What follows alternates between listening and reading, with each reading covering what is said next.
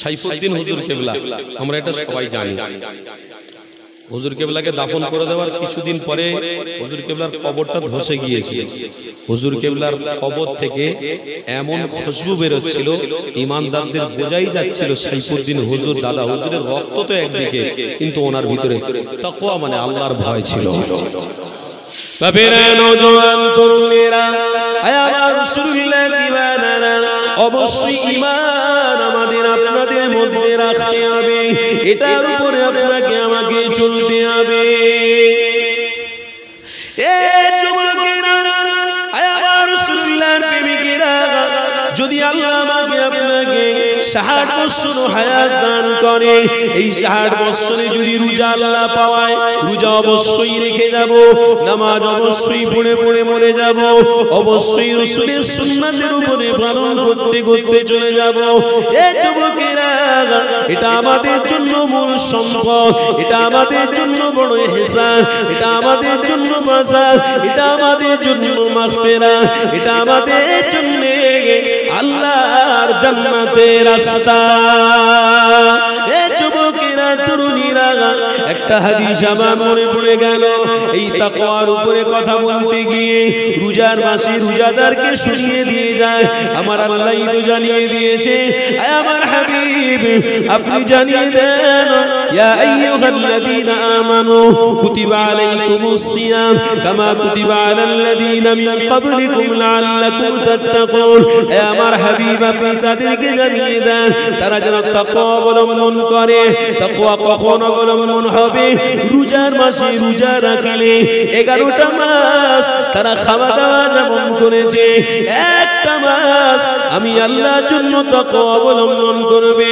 একটা মাস যখন রোজা হালাতে কাটাবে, অন্যায়ের বিরুদ্ধে থাকবে, হারামের বিরুদ্ধে থাকবে, মারামারির বিরুদ্ধে থাকবে। কেন আমরা রোজার মাসে মারামারি করি না? আমরা রোজার মাসে ভাই ভাইকে বড় ছোট কথা বলে আঘাত দিই না। এই রোজার মাসে কারোর বিরোধী করি না। কেন আল্লাহ নবী জানাতে লেগেছে, আমি রাসূলুল্লাহ জানিয়ে দিলাম, খবরদার তোমরা কোনোদিন ভাই ভাইয়ের বিরুদ্ধে কথা বলতে যেও না। এমনকি রোজার মাসে রোজা রেখে কোনোদিন গীবত করতে যেও না, কোনোদিন চুগলি করতে যেও না। একটা হাদিস আমি পড়ছিলাম, বলতে বলতে এটা মনে পড়ে গেল, এই কথাটা আপনাদেরকে জানিয়ে দিই। আমার নবী পাক সাহাবাদের জানাতে লাগলো, আমার সাহাবারা, আমার আল্লাহ 2 শ্রেণীর মানুষের দোয়া কবুল করবেন না। আমার আল্লাহ 2 শ্রেণীর মানুষের ইবাদত কবুল করবেন না। কোন শ্রেণী? আমার রাসূলুল্লাহ জানাতে লাগলেন, আমার সাহাবারা, ওই শ্রেণী হলো, একটা দল হলো মিথ্যাবাদী, যারা মিথ্যা কথা বলে, যারা অন্যায় কাজ করে, যারা মিথ্যা কথা বলে, যারা হিংসা করে, যারা বিদ্বেষ করে, এদের দোয়া আমি আল্লাহ কবুল করব না। আর একটা জাতির বিষয় বললে, আমার সাহাবারা, তারা যারা আল্লাহর সাথে শিরিক করে, ইন্না শিরকা লাযুলমুন আযীম, এটা হলো বড় অহংকারী, এটা হলো বড়ই গুনাহ, এটা হলো বড় খাতা। এটা যারা করবে, আমি আল্লাহ আমার দরবারে দোয়া কবুল হবে না, আমার দরবারে নামাজ কবুল হবে না, শিরিক করা যাবে না, মিথ্যা এবং হিংসা করা যাবে না। হিংসার শিরিককারীদের ইবাদত আল্লাহ দরবারে কবুল হবে না, দোয়াটাও কবুল হবে না। বুখারী খুলে দেখে নাও, আল্লাহ নবী আসতে 1000 বছর আগে জানিয়েছে। এ যুবকেরা, তাই আল্লাহ আমার রাসূলকে জানাতে লাগলেন, আমার হাবিব, আমার আপনার উম্মতিদের জানিয়ে দেন, তারা যেন শিরিক না করে, তারা যেন হিংসা না করে। এই জন্য আমার আল্লাহ নবীকে জানাতে লাগলো, আমার হাবিব আপনি জানিয়ে দেন, তারা রমজান মাসে রোজা রাখবে। এই রোজাটা যারা রাখবে, তাদের ভিতরে তাকওয়া আসবে, আল্লাহর ভয়ে তারা রোজা রাখবে। হ্যাঁ, আমরা আল্লাহর ভয়ে রোজা রাখি, খানা আমাদের সামনে থাকে, খাই না। আমরা আল্লাহর হুকুমের অপেক্ষা করি, আল্লাহর হুকুম যখনই হয় ওই সময় আমরা মুখে খাবার তুলি, আমরা বাজারে বাজারে ঘুরি, তবুও কিন্তু খাবার মুখে নিই না। আমাদের চোখের সামনে অনেক রকমের খাবার বিক্রি হয়, এই খাবারগুলো আমরা মুখে তুলি না কেন? আমার আল্লাহ দেখতে পাচ্ছে। দুনিয়ার কোনো মানুষ জানুক আর না জানো, আমার আল্লাহ তো দেখতে পাচ্ছে। আমার আল্লাহ যদি এই রোজাটাকে কবুল করে নেয়, আমার আল্লাহ যদি রোজা কবুল যদি হয়ে যায়, অবশ্যই রোজার ওসিলাতে আমার আল্লাহর সাথে 70,000 পর্দা তুলে দিদার লাভ করা যাবে।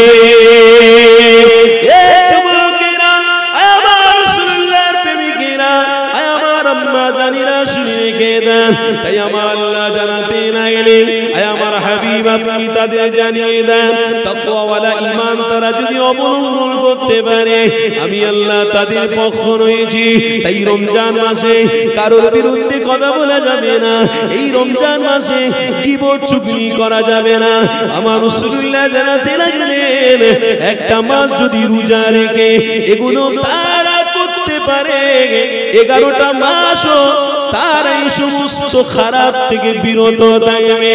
এই 11টা মাস যদি বিরত থাকে, এক কথায় রমজান মাস নিয়ে 12টা মাস যদি তারা এই সমস্ত কাজ থেকে বিরত থাকে, আর যদি আমি আল্লাহ তাদের মৃত্যু দিয়ে দিই, অবশ্যই তাকওয়া ঈমান অবলম্বনকারী হওয়ার জন্য আমার আল্লাহ তাদের জান্নাতি বানিয়ে নেবে। আর জোরে বলুন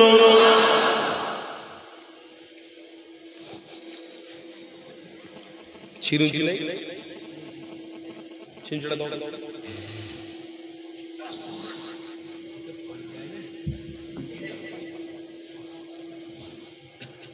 কি গো ভাইরা, কষ্ট হচ্ছে নাকি? হাদিস কোরআনের কথাই তো বলছি নাকি? এসব কথা শোনার আমাদের দায়িত্ব আছে না নাই?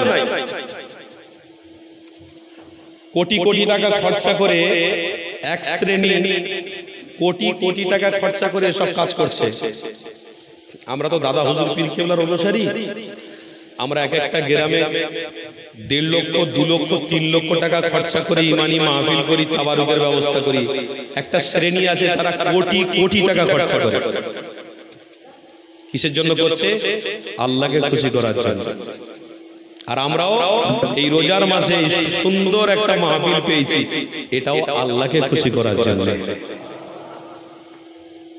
তাই এই সমস্ত কর্মকাণ্ড আমাদেরকে করতে করতে মরে যেতে হবে। যে এই কাজের উপরে থেকে মরবে, আরে ব্যবসার উপরে থেকে নয়, হারামের উপরে থেকে নয়, মারামারির দিকে থেকে নয়, হিংসার দিকে থেকে নয়, যে এই সমস্ত তাকওয়ার উপরে থেকে যে মুসলমান তাকওয়ার উপরে থেকে মরতে পারবে, ইনশাআল্লাহ তার জন্য কবরটা জান্নাতের বিছানা হয়ে যাবে। তার জন্যই আল্লাহ বিছানা বানিয়ে। এগুলো আমাদের নৈতিক দায়িত্ব। আজকের আমরা দেখতে পাচ্ছি আল্লাহ নবী বলেছিলেন যে এক একটা রোজাদার রোজা রাখাটাই তাদের ক্ষুধার্ত অবস্থায় থাকা হবে। রোজা রাখাটা ক্ষুধার্ত অবস্থায় থাকা হবে, শুধু শুকিয়ে থাকা হবে, অথচ রোজা আল্লাহর দরবারে কবুল হবে না। কেন হবে না? আল্লাহ নবী বলেছিলেন সাহাবারা তাদের রোজাটা আল্লাহর দরবারে কবুল হবে না, এই জন্য তারা রোজা অবস্থাতেও অন্যায় করবে। রোজা অবস্থাতেও অন্যায় করবে, রোজা অবস্থাতেও জিনা করবে। বলুন না নাউজুবিল্লাহ, জোরে বলুন নাউজুবিল্লাহ। রোজা অবস্থাতে জিনা করবে। কেমন জিনা হয়ে গেল? হুজুর আপনি কি কথা বলছেন? জিনা তো করতে গেলে একটা পর নারীর সাথে সম্পর্ক করে জিনা করতে হবে, তো রোজা রেখে একটা মানুষ জিনা করবে? এ কি কথা বলছেন আপনি উল্টো পাল্টা? হ্যাঁ বলছি, রোজা রেখে জিনা করবে। কেমন? রোজা থাকবে, যখন রাস্তার ধার দিয়ে চলে যাবে, একটা নারী রাস্তা দিয়ে যাবে, তার চেহারার দিকে এমন মনোযোগ দেবে, বলছে ওই মনোযোগটা চোখ দিয়ে দেওয়ার দরুন তার চোখে জিনা হয়ে যাবে। পায়ে হেঁটে হেঁটে ওই নারীকে দেখার জন্য যখন যাবে, ওই পায়ের জিনা হয়ে যাবে, চোখের জিনা হয়ে যাবে, হাতের জিনা হয়ে যাবে।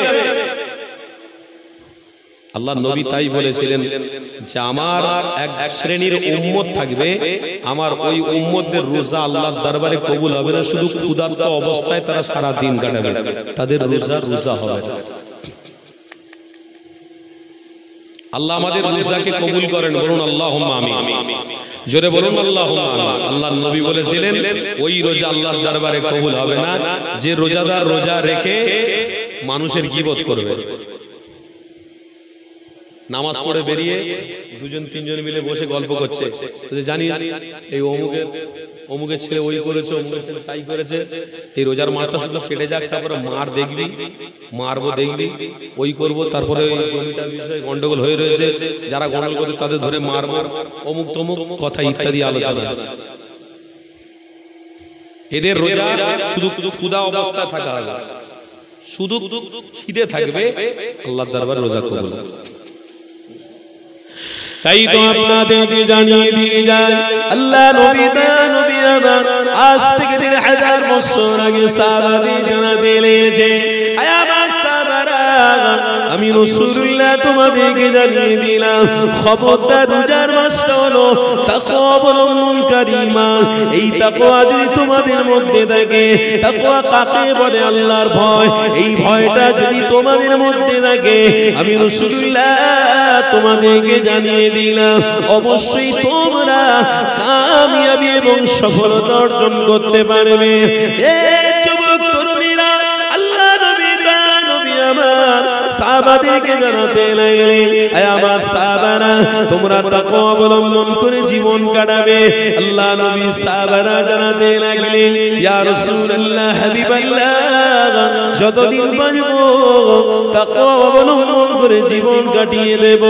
আমার নবী পাক এই কথার উত্তরটা শোনার সাথে সাথে আমার রবের কাছে ফরিয়াদ করতে লেগেছেন, আয় আমার আল্লাহ, এনারা আল্লাহ আপনার তাকওয়া অবলম্বন করে ফেলেছে, এরাই হলো আমার সাহাবারা, এরা তাকওয়া অবলম্বন করেছে। আল্লাহ, আমার আল্লাহ নবী পাকের ইশারা বুঝতে পেরে গিয়ে সাহাবাদেরকে জানাতে লাগলেন, এ আমার হাবিব, আপনি জানিয়ে দেন ওই সমস্ত সাহাবারা যারা তাকওয়া অবলম্বন করে ফেলেছে, আমি আল্লাহ তাদেরকে জান্নাতি বানিয়ে নিলাম।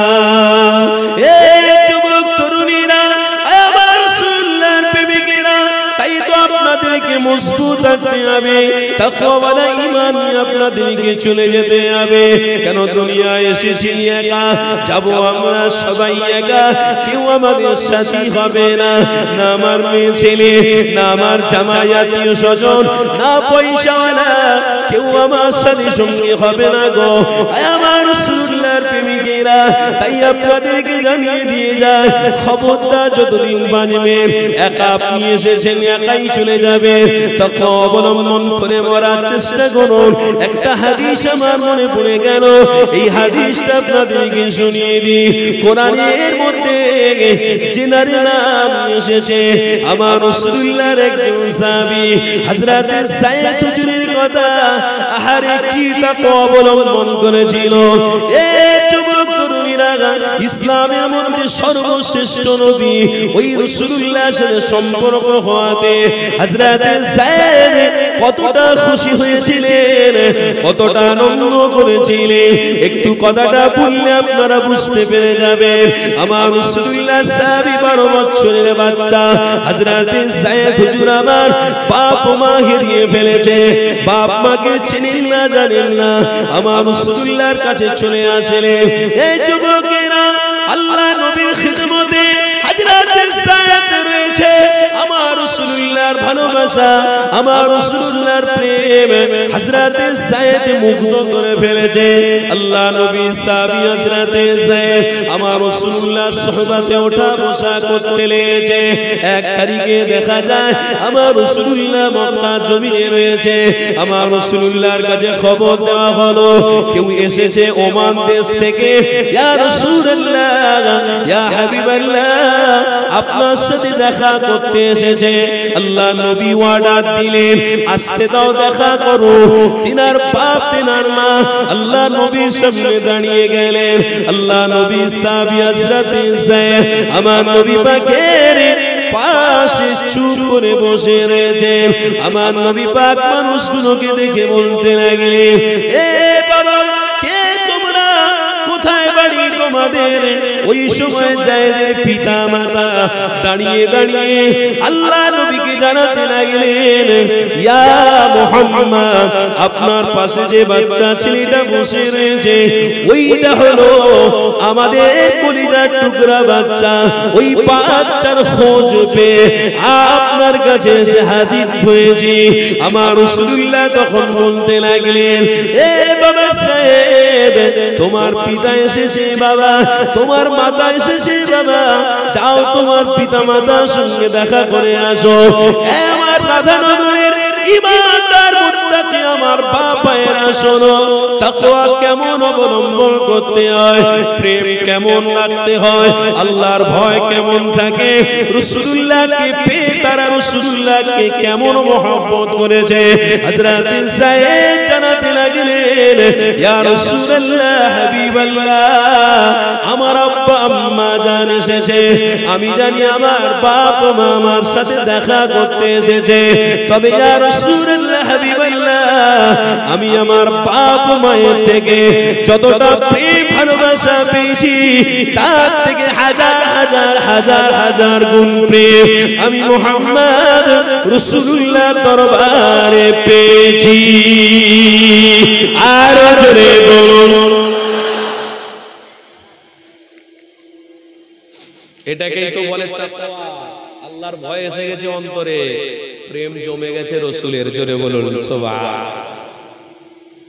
তুমি রোজা রাখছো, রোজার মাস শেষ হয়ে যাবে, তারপরে যুবকদের দেখবে মসজিদ বলে মসজিদ, আর দেখার দরকার নেই, যা হয়েছে হয়ে গেছে।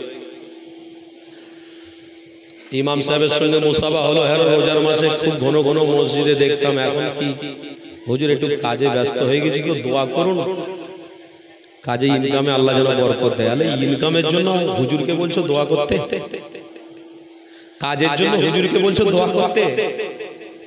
তোমার তকদির 5000 বছর আগে আল্লাহ লিখে দিয়েছে। তোমার তকদিরে কি হবে না হবে সেটা আল্লাহ লিখেই পেটিয়েছে। তুমি না চাইলেও আল্লাহ তোমাকে রুজি দেবে। রিজিকের জন্য আল্লাহর কাছে চাইতে হবে না।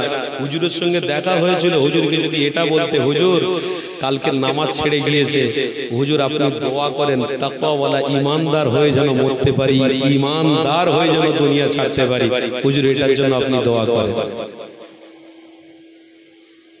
কি বলছে মুসাল্লি? কাজে একটু ব্যস্ত হয়ে গেছি তো হুজুর একটু দোয়া করবেন আল্লাহ যেন রুজিতে বরকত দেয়। তো বরকত দিলে হুজুরের কি লাভ হবে? না হুজুর আপনাকে হাদিয়া একটু বেশি করে দেবো। তো হুজুর হাদিয়া নিয়ে কি করবে? তোমার হাদিয়া নিয়ে 60 বছর চলে যাবে। এই রাধানগরের এই যে মানুষগুলো আপনারা এসেছেন আজকের মহব্বত করে আমার পকেটে কিছু দেবেন, তো এটা নিয়ে আমার 40 বছর বা 50 বছর যদি আল্লাহ বেঁচিয়ে রাখে, এই টাকায় কি আমার চলে যাবে? এই গাড়িতে উঠে এখান থেকে বাড়ি না যেতে যেতে এই টাকা শেষ হয়ে যাবে। কথা বলার উদ্দেশ্য হলো আমার এটা, যে হুজুরের সাথে আপনার দেখা হলো, হুজুর জিজ্ঞেস করলেন ঘন ঘন মসজিদে দেখতাম রমজানে, এখন নেই কেন? হুজুর কাজে ব্যস্ত হয়ে গেছি তাই যেতে পারছি না। আপনি দোয়া করেন যেন আল্লাহ রুজিটা আরো বরকত দেয়। আরে রুজির মালিক আল্লাহ, চিন্তা আপনাকে করতে হবে না। বেঁচে থাকলে আল্লাহ রুজি অবশ্যই দেবে, তবে চিন্তা আপনাকে করতে হবে আল্লাহ আপনার ভয় নিয়ে ঈমানদার হিসেবে যেন মরতে পারি। রোজা এসেছে বেঁচিয়ে রাখবেন, এইরকম নামাজ পড়তে পড়তে আবার রোজা পাই, আবার রোজার মাস পাই, আবার রোজার মাস পাই, এই আশা যদি বান্দার থাকে, আমার আল্লাহ তার হায়াতকে বাড়িয়ে দিয়ে তাকেই আল্লাহ জান্নাতের মেহমান বানিয়ে নেবে। কিছু কিছু ছেলেরা তো এখন থেকে তৈরি হচ্ছে, এখন থেকে ফোনে যোগাযোগ করছে, শুধু অপেক্ষা কর রোজাটা কাটুক। কাকে ফোন করছে? কোন একটা মেয়েকে ফোন করছে, নারীকে ফোন করছে, শুধু অপেক্ষা কর ঈদটা কাটুক, ঈদের দিন তোকে সিনেমা হলে নিয়ে যাবো। এই ঈদের দিনে তোকে পার্কে নিয়ে যাবো ঘুরতে, চিন্তা করিসনি না? বলো না, মেয়ে ছেলেটার সাথে যখন কথা বলছে, মেয়েটা যখন আস্তে আস্তে করে একটু পিছু হেঁটে যাচ্ছে, কথাবার্তা একটু কম বলছে, তখন ছেলেটা মেয়েটা বলছে, স্মরণ করে দিচ্ছে রোজা আছে, রোজা আছে তো কি হয়েছে? অসুবিধা, আল্লাহ মাফ করতে। ভালোবেসে দুজন কথা বলছি, আল্লাহ কি জানে না? আল্লাহ সব জানে, আল্লাহ ক্ষমা করে দেবে, বলো না, অসুবিধে নেই। রোজা রেখে কথা হচ্ছে, জোহরের নামাজ ছেড়ে গেল, রোজা হচ্ছে, আসরের নামাজ ছেড়ে গেল, রোজা হচ্ছে। কি গো, আমার কথায় কষ্ট পাচ্ছেন নাকি? রোজা হচ্ছে, জোহরের নামাজ ছেড়ে গেছে, ফোনে কথা বলতে বলতে, আসরের নামাজ ছেড়ে গেছে ফোনে কথা বলতে বলতে, তারপরে মাগরিব এসেছে, এই আর 15 মিনিট মাত্র বাকি আছে, কোনটা রাখ, তাড়াতাড়ি রাখ, তাড়াতাড়ি হুটো পাটা করে উজু করে নিয়ে আল্লাহর ঘরে গিয়ে দোয়াটাও পেলুনি কিছু না, গাপ গাপ করে খেয়ে নিল। ও রোজার কি মূল্য ভাব। কিছু ছেলে এখন থেকে তো চিন্তা করেই রেখেছে যে ঈদের দিনে বড় বড় ডিজে নিয়েছে, হুড়ে নাচ গান হবে। এখন থেকে পরিকল্পনা হচ্ছে, হুড়ে নাচ গান হবে ঈদের দিনে। কে মলি সাহেব কি করবে দেখে নেবো। ভাই মলি সাহেব তোদের কবরে যাবে না, আর যে মাইকওয়ালাকে তোরা ভাড়া করে নিয়ে আসবি সে শুধু পাক দেবে আর হুড়ে বক্সের দিক দিক করে আওয়াজ হবে, সেও কিন্তু তোর সাথে কবরে যাবে না। তবে মলি সাহেবের পিছনে যদি ইক্তেদা করে জোহর আর আসর মাগরিব এসব ফজর 5 ওয়াক্ত নামাজ যদি পড়ে নিস, ইনশাআল্লাহ এই নামাজ পড়ার ওসিলাতে আল্লাহ তোর কবরটা জান্নাতের বিছানা বিছিয়ে দেবে। এটা আমার আপনার দরকার আছে না নেই? ঈদের দিনে তাহলে আনন্দ করতে গিয়ে সিনেমা হলের সামনে মোল্লারা লাইন দেবে নাকি? সিনেমা হলের সামনে মোল্লারা ছেলেরা লাইন দেবে তো? আর গায়ের মুসলিমরা তারা বলবে দখল করে নিয়েছি আমরা, হয়ে গেছে, বিনা ফুকে কাজ হয়ে গেছে, বিনা পয়সায় কাজ হয়ে গেছে। বলে কি কাজ হয়েছে? যেটা আমরা চেয়েছিলাম যে আমাদের ডিজাইনে এরা যেন হয়ে যায়, আমাদের মতো যেন এরা হয়ে যায়, তাহলে এরা বিনা ওষুধে এরা আমাদের মতন হয়ে গেছে। বাহ, কত সুন্দর হচ্ছে, ঠিক হয়েছে। যে হাঁড়িটা আপনি দোকান থেকে কিনে আনলেন আর ওই হাঁড়িটা ধুয়ে ওতে চাল দিয়ে ওতে পানি দিয়ে আর হাঁড়িটাকে বসিয়েছেন চুলোর উপরে, ভাত হচ্ছে, এদিকে জাল দিচ্ছেন আর ওদিকে পানি top top top top top top করে পড়ে যাচ্ছে। বলুন ভাত হবে? কি বলছেন, ভাত হবে? ভাত হবে? পানি শুকিয়ে গেলে ভাত হবে? কড়কড়ে থেকে যাবে। সারা মাস রোজা রেখে ঈদের দিনে তুমি এমন একটা গুনাহ করছো, শয়তান দেখে হাসছে। মুসলমান ঘরের আমার বাপ ভাইদের অনুরোধ করছি, হাত দুটো জড়ো করে বলে দিচ্ছি, আর নয়, যা হওয়ার হয়েছে। জীবনে যতদিন বাঁচবেন এই শরীয়তের উপরে থেকে আমরা বেঁচে থাকবো, শরীয়তের উপরে থেকে আমরা মরে যাব। বলুন ইনশাআল্লাহ, জোরে বলুন না ইনশাআল্লাহ। তাকবীর দেন না, নারে তাকবীর। আসেন আমার রাসূলুল্লাহ সাহাবী হযরত সাইয়্যিদ হুজুরের আলোচনা সমাপ্তি করব। এ যুবকেরা, আমার রাসূলুল্লাহ দিওয়ানারা, আল্লাহ নবী সাহাবী হযরত যায়েদ আমার রাসূলুল্লাহ সামনে দাঁড়াতে লাগলেন, ইয়া রাসূলুল্লাহ হাবিবাল্লাহ, আমার আম্মা জান আমার আব্বা জানের থেকে আমি আপনার কাছে হাজার হাজার হাজার হাজার গুণ মুহাব্বত এবং ভালোবাসা পেয়ে গেছি। এই যুবকেরা, এটা বলার উদ্দেশ্য হলো আমার আল্লাহকে যারা খুশি করতে চায় তারা রাসূলুল্লাহকে মুহাব্বত করে ফেলো। রাসূলুল্লাহকে যারা মুহাব্বত করলো আল্লাহ তাদের জন্য জান্নাতের মেহমান বানিয়ে দিল, আল্লাহ তাদেরকে জিয়ারত দিদার দিল, আল্লাহ তাদেরকে জান্নাতের নাজ নিয়ামত দিল। এই যুবক তরুণীরা, এই হাদিসের মধ্যে আরেকটা শিক্ষা লুকিয়ে রয়েছে। আল্লাহ নবী সাহাবী হযরত যায়েদ আমার রাসূলুল্লাহর সাথে রয়েছে, বাপ মা রয়েছে। আল্লাহ নবী সাহাবী হযরত যায়েদকে নিতে এসেছে। আমার রাসূলুল্লাহ সাহাবী যখন বলতে লাগলেন, আব্বা জান, আমার আম্মা জান, আপনারা বাড়িতে ফিরে চলে যান, আমি যায়েদ আর কোনদিন যাব না।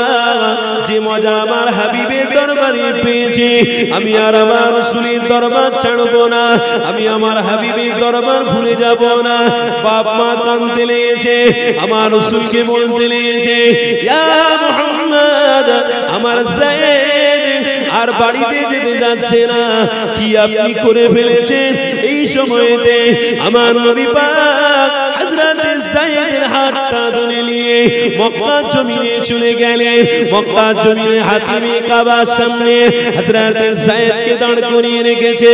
হাজার হাজার মানুষেরা দাঁড়িয়ে রয়েছে। আল্লাহ নবী জাহানের সুলতান আল্লাহ নবী জানাতে লাগলেন, এ মক্কার মানুষেরা, আমি আমার সাহাবী যায়েদকে আমি নিজে মুক্তি এবং আজাদ দিয়ে দিলাম। আমি আমার সাহাবীকে মুক্তি দিয়ে দিলাম, আজাদ করে দিলাম, গোলাম থেকে আজাদ করে দিলাম। আল্লাহ নবী সাহাবী হযরত যায়েদ শুনতে পেয়ে গেছে। হাজার হাজার মক্কার মানুষ দাঁড়িয়ে রয়েছে। ওই হাজার হাজার মানুষের সামনে আল্লাহ নবীর প্রেমিক সাহাবী হযরত যায়েদ দাঁড়িয়ে বলতে লেগেছে, এ মক্কার মানুষেরা, তোমরা মুহাম্মদ রাসূলকে চিনতে পারোনি। আমি 12 বছরের বাচ্চা, আমি রাসূলুল্লাহকে চিনতে পেরে গেছি। এই রাসূলুল্লাহর কাছে মাগফিরাত রয়েছে, এই রাসূলুল্লাহ জান্নাতের রাস্তা, এই রাসূলুল্লাহ হলো মাগফিরাতের রাস্তা, এই রাসূলুল্লাহ হলো তোমার আমার জন্য রহমত। এ মক্কার মানুষেরা, তোমরা রাসূলুল্লাহকে চিনতে পারোনি, আমি যায়েদ চিনতে পেরে গিয়েছি। আমার রাসূলের কথা অনুযায়ী আমি যায়েদ জানিয়ে দিলাম, আর কোন দিনের জন্য আমি আমার ঘর বাড়ি, আমার বাপ মায়ের কাছে কোনদিন যাব না। এই জন্য যাব না যে নবীর সাথে সম্পর্ক করে ফেলেছে, আল্লাহ তার জন্য জান্নাতের মেহমান বানিয়েছে।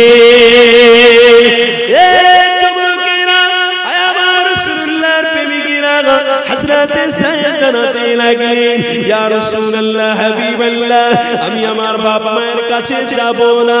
টোটাল আমার বাপ মা চলে যায়, আমি আমার আব্বা মায়ের কাছে কোনোদিনের জন্য যাব না। আল্লাহ নবী সাহাবী যায়েদ বলতে লাগলেন, ইয়া রাসূলুল্লাহ, হাবিবাল্লাহ, যে নবী পেয়েছি এটা আমার জন্য কপাল, যে রাসূল পেয়েছি এটা আমার জন্য তৈরি। ইয়া রাসূলুল্লাহ, হাবিবাল্লাহ, আমি যায়েদ আপনার কদম থেকে সরে কোনোদিন যাব না।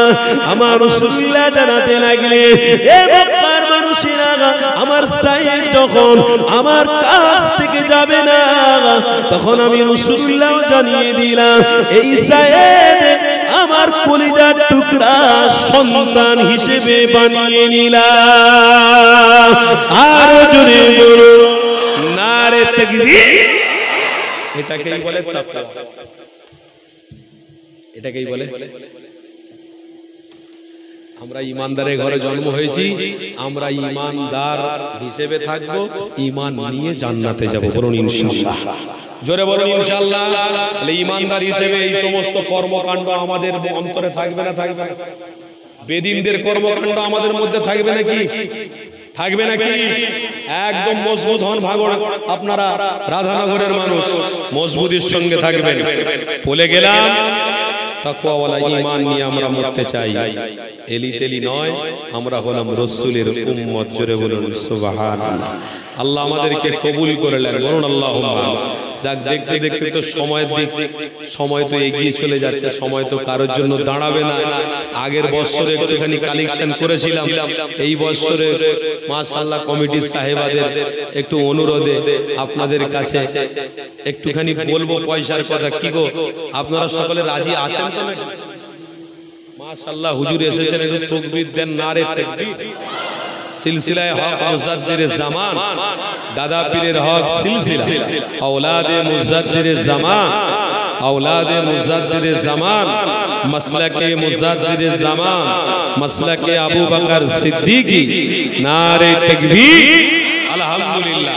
একটা কথা এখানে বলে দিই, আপনারা শুনে নেন। দাদা হুজুরের আওলাদকে যারা সম্মান করবে, ভালোবাসবে, তেনারা দাদা হুজুরকেই ভালোবাসবে। ঠিক না ভুল বলছি? দাদা হুজুরের আওলাদকে যারা ভালোবাসতে পারে না, তারা দাদা হুজুরকে ভালোবাসতে পারে না। অনুরোধ করছি, দাদা হুজুর পীর কেবলার আওলাদ আমাদের জন্য একটা নেয়ামত, সম্পদ। বলুন আলহামদুলিল্লাহ। আল্লাহর নবীর সন্তান বেঁচে নেই, খাজা হুজুরের সন্তান দুনিয়াতে নেই, সুলতানুল হিন্দ গরিবে নওয়াজের সন্তান নেই, নিজামউদ্দিন আউলিয়া হুজুরের সন্তান নেই, কুতুবউদ্দিন বখতিয়ার কাকি হুজুরের সন্তান নেই, হারে বারেশাহ রহমাতুল্লাহ আলাইহি হুজুরের সন্তান নেই। দাদা হুজুরের আওলাদরা দুনিয়ার জমিনে বেঁচে আছে। পশ্চিম বাংলার মানুষ আমরা ইসলামকে পেয়েছি দাদা হুজুরের ওসিলায়, আর তিনার আওলাদরা আছে মানে আমার পূর্বপুরুষরা দাদা হুজুরের হাত ধরেছিলেন, আর তিনার আওলাদদেরকে আমরা পেয়েছি, তেনার হাত ধরছি। দোয়া করি আল্লাহ আমাদের সন্তানদেরকে বাঁচিয়ে রাখুন। দাদা হুজুরের দাদা হুজুরের চতুর্থ প্রজন্মর পরে পঞ্চম প্রজন্মের সাথে আমার পরের জেনারেশনে যেন হাতে হাত লেগিয়ে মুসাফা করতে পারে। জোরে বলুন আল্লাহুম্মা আমিন। দোয়া করবেন, জোরে বলুন আল্লাহুম্মা আমিন। তার মানে আল্লাহ এটা দেখছে যে আমার ওলি বান্দাদের সাথে সম্পর্ক এরা রেখেছে। পশ্চিম বাংলার মানুষ তাই শক্তি রয়েছে, ইমানি পাওয়ার রয়েছে একটাই কারণে, এই পশ্চিম বাংলার মাটি আল্লাহর ওলিদের ঘাঁটি। পশ্চিম বাংলা সম্মানের সাথে মাথা উঁচু করে আজও রয়েছে কেন? একটাই কারণে, এই পশ্চিম বাংলায় দাদা হুজুরের সাথে আমার 14 পুরুষদের সাথে সম্পর্ক ছিল। দাদা হুজুরের আওলাদকে আমরা আজকের পেয়েছি, দাদা হুজুরের আওলাদরা চলে যাবে, আমার আওলাদদের সাথে আবার নতুন আওলাদদের সম্পর্ক থাকবে। এইভাবে যত চলবে তত পশ্চিম বাংলায় আল্লাহর ওলিদের হাত ধরা হবে, দাদা হুজুরের রক্তকে সম্মান করা হবে, মানে ইনশাআল্লাহ আল্লাহর রহমত এবং বরকত এই পশ্চিম বাংলায় জারি থেকে যাবে। আল্লাহ আমাদেরকে কবুল করে নেন, বলুন আল্লাহুম্মা আমিন। আমার বাপ ভাইরা, তাহলে একটু আপনাদের কাছে আবদার করব। কিসের জন্য এগুলো? আচ্ছা, এগুলো তুলতে হবে। বস্তু 300 কেজি।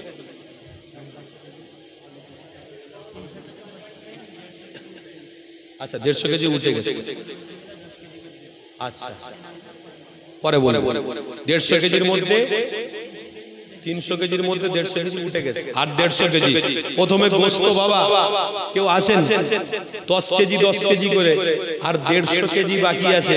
আল্লাহর রহমতে এই পবিত্র রমজান মাসে রহমত পার করেছি আমরা, মাগফিরাত চলছে। এই মাগফিরাতে কে আছেন 10 কেজি 10 কেজি করে গোশত দেবেন? একটু হাত তোলেন তো বিসমিল্লাহ বলে।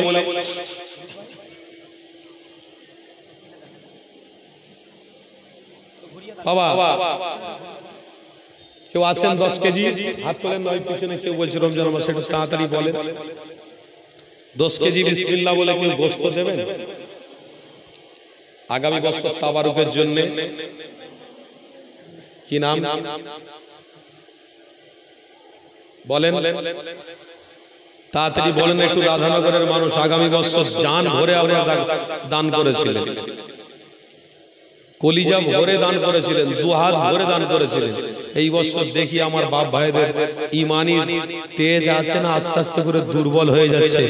একটু দেখি আমার কোন বাপ আছে 10 কেজি, কোন ভাই আছে 10 কেজি গোশত আগামী বছর তাবারুকের জন্য। একটু নামটা রমজান মাসে বলবো, তোলেন বিসমিল্লাহ বলে। হবে কে? কি নাম? ওই তো বাবাজি। কি নাম বাপ?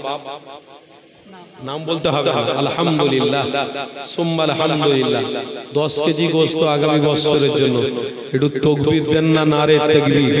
ওই পয়সাটা নিয়ে নাও তো বাবা, ওই পয়সাটা হাতে হাতে নাও, হাতে হাতে আগে বাড়াও।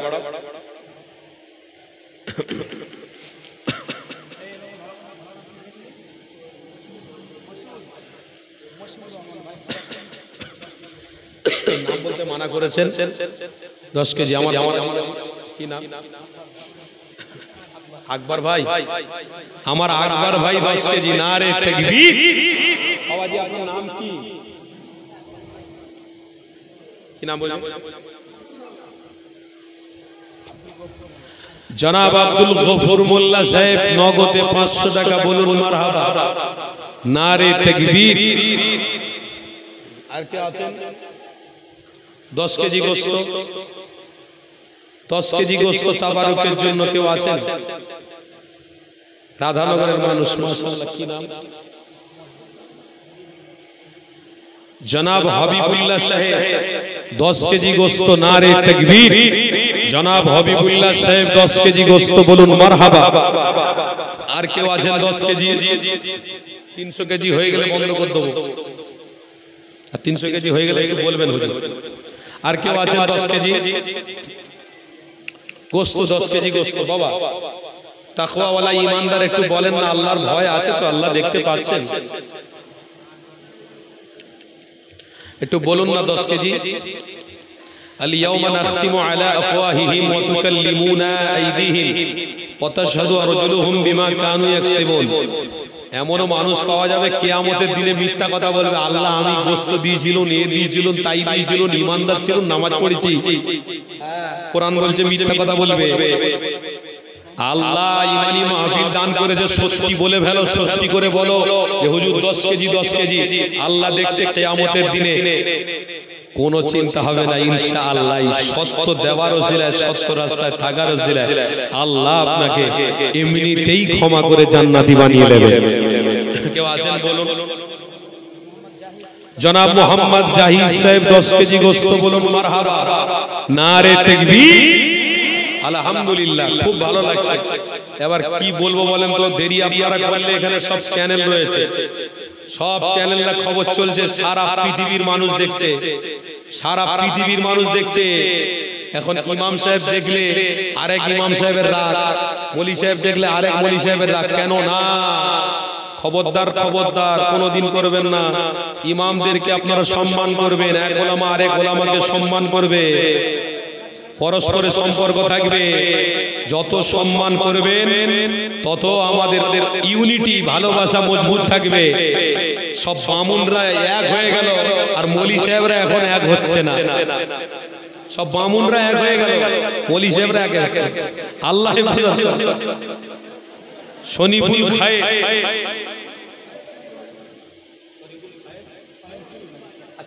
শরীফুল জনাব শরীফুল ভাই খয়েরপুরে বাড়ি 10 কেজি গোশত নারে তাকবীর জনাব শরীফুল বাবাজি আমার 10 কেজি গোশত বলুন মারহাবা আলহামদুলিল্লাহ আর কে আছে রবিউল সাহেব পিতা শরীফুল 10 কেজি গোশত নারে তাকবীর জনাব রবিউল সাহেব পিতা শরীফুল 10 কেজি গোশত আলহামদুলিল্লাহ আরিফুল ভাই আচ্ছা সরি ভুল হয়ে গেছে বলতে শুনতে ভুল হয়ে গেছে জনাব আরিফুল সাহেব 10 কেজি গোশত বলুন মারহাবা নারে তাকবীর আর কেউ আছেন গোশত বলুন বাবা কারোর দ্বারা হবে একটু বলুন না তাড়াতাড়ি করে 300 কেজি গোশত লাগবে 300 কেজির গোশত 150 হয়ে গেছে আর 150 বাকি আছে এই 150 এর মধ্যে আপনারা 10 করে হয়তো 5 জন হয়েছে 7 জন হয়েছে এই 60 কেজি হয়েছে আলহামদুলিল্লাহ 60 কেজি হয়েছে আর একটুখানি বাকি আছে একটু বলুন হাত তুলে বলুন কেউ আছেন আল্লাহর বান্দা নেককার পরহেজগার বান্দা কেউ আছেন আল্লাহর সখী বান্দা কেউ আছেন একটু হাত তুলে বলবেন 10 কেজি গোশত যা কি নাম জনাব আলী নূর সাহেব বাকি যত আছে সব গোশত দিয়ে দেবেন নারে তাকবীর 140 কেজি গোশত বাকিটা জনাব আলী নূর সাহেব তিনি একাই দিয়ে দেবেন আলী নূর সাহেব নারে তাকবীর জনাব আলী নূর সাহেব বাকি গোশত বলুন মারহাবা আলহামদুলিল্লাহ আল্লাহ কবুল বাকি কি আছে 400 কেজি লাগবে চাল 400 কেজি লাগবে বাবা কেউ আছেন বলুন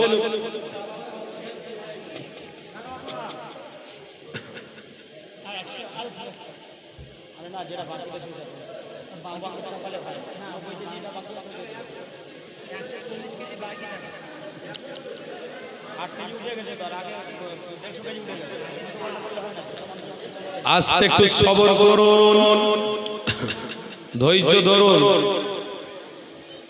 মাহফিল আপনাদেরই মাহফিল আপনাদের জন্য সৌন্দর্য আপনাদের জন্য সৌন্দর্য আপনাদের জন্য সব বাকি কত চাল 400 কেজি লাগবে, 400 কেজি চাল। মৌলানা সাহেব তো দিয়েছে তো নাকি? প্রতি বছর দেয়, এবছর মনে হয় হুজুর একটু অবস্থা, আপনারা দোয়া করছেন। হ্যাঁ, এবছর ওই তো 250 কেজি চাল তো হুজুর দিয়েছে। নারে তাকবীর!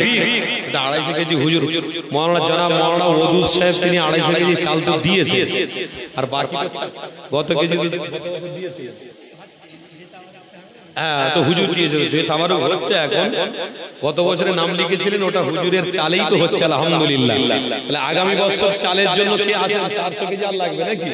400 কেজি লাগলে কে আসেন বলেন না, ঝকঝক করে একটু। হয়ে যাবে তো, হয়ে যাবে, আমি জানি হয়ে যাবে। রাধানগরের মানুষ আল্লাহর শুকর, আল্লাহ বহুত দিয়েছে। আরে খেটে খাওয়া হলেও আল্লাহ ভালো রাস্তায় লাগাচ্ছে, এটাই তো সৌভাগ্য রে বাবা। সব থেকে বড় সৌভাগ্য হলো যে আল্লাহ আল্লাহ দিয়েছে, আল্লাহ দিয়েছে, আল্লাহ খাটাচ্ছে, আল্লাহ আল্লাহর রাস্তা দেওয়াচ্ছে, সব থেকে বড় সৌভাগ্য। মাশাআল্লাহ, নারে তাকবীর! জনাব শেখ সাদ্দাম সাহেব 100 কেজি চাল বলুন মারহাবা। জনাব শেখ সাদ্দাম সাহেব 100 কেজি চাল বলুন মারহাবা। সাদ্দাম ভাই আমার 100 কেজি চাল দিয়ে দিয়েছে, আলহামদুলিল্লাহ। তাহলে বাকি আর 300 কেজি। 300 কেজি কেউ আসেন বাবা?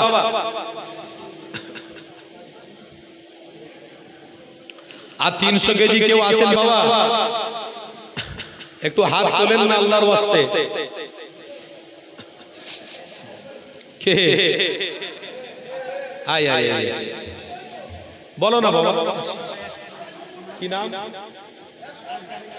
নারে তাকবীর! জনাব আসগর আলী সাহেব 100 কেজি চাল বলুন মারহাবা। জনাব আসগর আলী সাহেব 100 কেজি চাল বলুন মারহাবা। আরে দিবে, আলহামদুলিল্লাহ। 100 কেজি চাল আমার আসগর ভাই দিয়ে দিয়েছে, আর বাকি রয়েছে মাত্র 200। ওই তো উনি 100 কেজি বললো। সিদ্দিক ভাই ভাই গো, তা গরু দিয়েছে, এবারে আবার আল্লাহ দিলে আবার দেবে। দাও 100 কেজি সিদ্দিক ভাই, বলবো নাকি? হবে না? নারে তাকবীর! নারে তাকবীর! রাধানগর গ্রামবাসী 100 কেজি চাল সিদ্দিক ভাই বলুন জিন্দাবাদ। রাধানগর গ্রামবাসী সিদ্দিক বাবাজি আমার 100 কেজি চাল বলুন মারহাবা। আজ হয়ে গেছে, আর 100 কেজি বাকি। আর একজন বললে হয়ে যাবে। 100 কেজি চাল আর একজন বললে হয়ে যায়। হাত তুলেছে, ওই হাত তুলেছে, ওই যে গোপন দান হয়তো হাত তুলেছে আরেকজন। এটা হোক গোপন দান, পরের দিকে দিবি। দুটোই থাক, চালের কি নাম বাবাজি? জনাব আতিয়ার রহমান সাহেব 100 কেজি চাল বলুন মারহাবা।